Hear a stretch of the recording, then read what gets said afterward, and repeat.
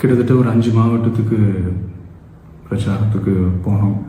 இந்த மாதிரி எதுவுமே நடக்கல. ஆனால் கரூரில் மட்டும் ஏன் எப்படி நடக்குது, எப்படி நடக்குது?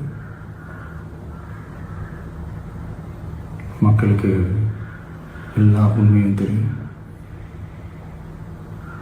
மக்கள் எல்லாத்தையும் பார்த்துக்கிட்டு இருக்கிறாங்க. கரூரை சேர்ந்த அந்த மக்கள் அந்த உண்மையெல்லாம் வெளியில் சொல்லும்போது எனக்கு கடவுளே நேரில் வந்து இறங்கி அந்த உண்மைகள்லாம் சொல்கிற மாதிரி எனக்கு தோணுச்சு.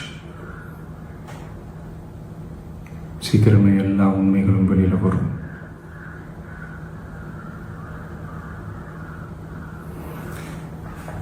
எங்களுக்கு தரப்பட்ட இடத்துல நாங்கள் போய் அந்த ஸ்பாட்டில் நின்று நாங்கள் பேசிட்டு வந்தோம். அதை தாண்டி எந்த தவறும் எங்கள் சைடில் நாங்கள் எதுவுமே செய்யலை.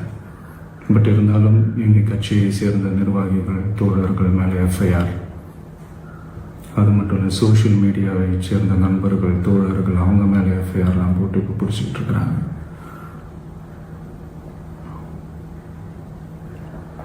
சிஎம் சார், உங்களுக்கு ஏதாவது இந்த பழி வாங்கணும் அப்படின்ற எண்ணம் ஏதாவது இருந்துச்சுன்னா என்ன வேணாலும் பண்ணுங்க. அவங்க மேலே கை வைக்காதீங்க.